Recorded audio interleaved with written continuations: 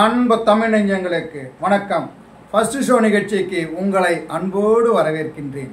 இன்றைய first show நிகழ்ச்சியில் நாளை நமது திரைப்படத்தின் திரை விமர்சனத்தை தெரிந்து கொள்ள போகிறோம். வாங்க நிகழ்ச்சிக்கு போவோம். தேர்தலில் ஒரு பட்டியல் இன பெண் உறுதியாக நிற்கிறார்.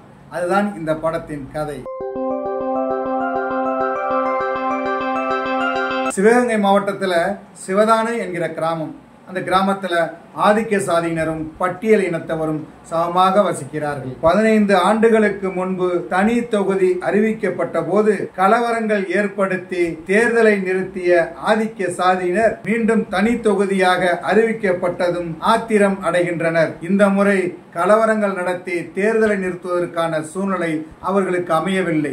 அதனால் தங்களுடைய பண்ணையாளை தேர்தலில் நிற்க வைத்து வெற்றி பெறச் செய்வது, தாங்களே ஆட்சி செய்வது என்று முடிவு செய்கிறார்கள். நமக்கு வந்த வாய்ப்பை அவர்கள் எப்படி பயன்படுத்த முடியும் என்று கேள்வி கேட்கிறார் படத்தின் நாயகி அமுதா. பட்டியல் இனத்தவர்களை அவர்கள் எப்படி நிறுத்துவது, நாம் தான் நிறுத்த வேண்டும் என்று நாயகி அமுதா தேர்தலில் நிற்கிறார். அதுவும் தனது தாய்மாமனை எதிர்த்து. அவருடைய தாய்மாமனுக்கு பின்னால் இருக்கின்ற ஆதிக்க சாதியினர் அவரை அடிக்க செல்கின்றனர், மிரட்டுகின்றனர், பிரச்சனை செய்கின்றனர்.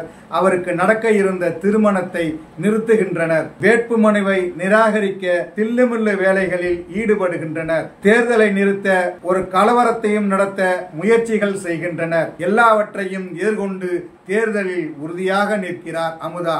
அதன் பிறகு என்ன நடக்கிறது என்பது இந்த படத்தின் மீதி கதை.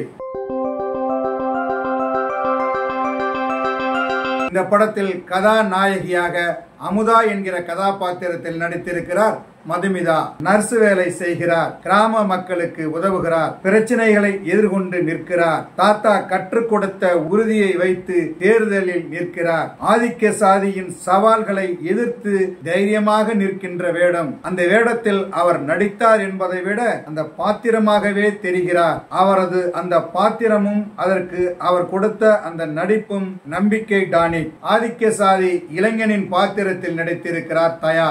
அந்த பாத்திரமாகவே அவர் தெரிகிறார். அவரது பேச்சும் நடிப்பும் அவ்வளவு யதார்த்தம். இன்னொரு ஆதிக்க சாதியினராக நடித்திருப்பவர் நாயகியின் அம்மா, மாமா, மாமா மகன், ஆட்டோக்காரர், அவர் நண்பர் என படத்தில் நடித்த அத்தனை பேரும் அந்த பாத்திரங்களாகவே தெரிகிறார்கள். எல்லோருமே அவர்களுடைய பாத்திரத்தில் மிகையில்லாத நடிப்பை வழங்கி படத்திற்கு பலம் சேர்த்துள்ளனர்.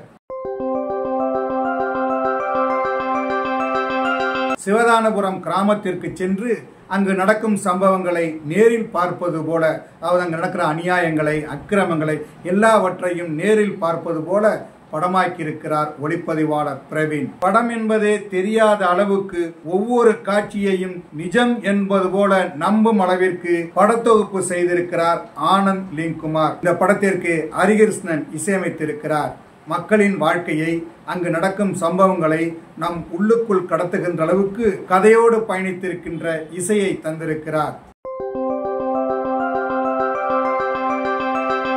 இந்த படத்தின் கதை எழுதி இயக்கியிருக்கிறார் வெண்பா கதிரேசன். ஆதிக்க சாதியினரின் வன்முறை பட்டியல் இனத்தவரை எந்த அளவுக்கு பாதிக்கிறது, அவர்கள் வாய்ப்பு இருந்தும் தேர்தலில் நிற்கவே பயப்படுகின்ற அளவுக்கு அவர்களின் சாதி வரி எவ்வாறு மேலோங்கி இருக்கின்றது, அப்படி எதிர்த்து நிற்கும் அவர்களுடைய உறுதியை குலைக்க ஊர்க்காரர்களும் உறவினர்களையும் விட்டு வாபஸ் வாங்க சொல்லுவது, பிரச்சாரத்திற்கு செல்லும் போது கல்லால் அடிப்பது, சாணியை கரைத்து மூஞ்சியில் ஊற்றுவது, சாணியில் செருப்பை தேய்த்து முகத்தில் தேய்ப்பது, கொலை செய்ய முயற்சி செய்வது, இல்லாததையும் பொல்லாததையும் சொல்லி வேட்புமனுவை நிராகரிக்க செய்வது என்று ஆதிக்க சாதியினரின் வன்மத்தை அப்படியே கதையில் கொண்டு வந்து யதார்த்தமான படமாக கொடுத்திருக்கிறார் இயக்குனர் வெண்பா கதிரேசன். மிரட்டினாலும் கொடுமைப்படுத்தினாலும் அவர்களை எதிர்கொண்டு உறுதியாக நின்று எதிர்த்து நிற்க வேண்டும், மக்கள் அதற்கு முன்வர வேண்டும் என்கிற உணர்வையும் தந்திருக்கிறார். வசனங்கள் ஒவ்வொன்றும் கூர்மையாக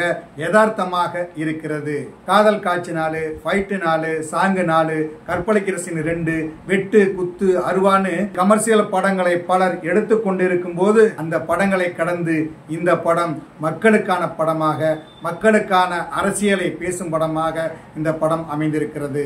இந்த சமூகம் சாதியற்ற சமூகமாக மாற வேண்டும், அதற்கு மக்களை ஜனநாயகப்படுத்த வேண்டும் என்கிற ஒரு உணர்வை தனது படத்தின் மூலம் தந்திருக்கிறார். ஒரு மனுஷனை இன்னொரு மனுஷன் மதிக்கணும், அதனாலதான் மனுஷன், இல்லைன்னா மனுஷன் கிடையாது.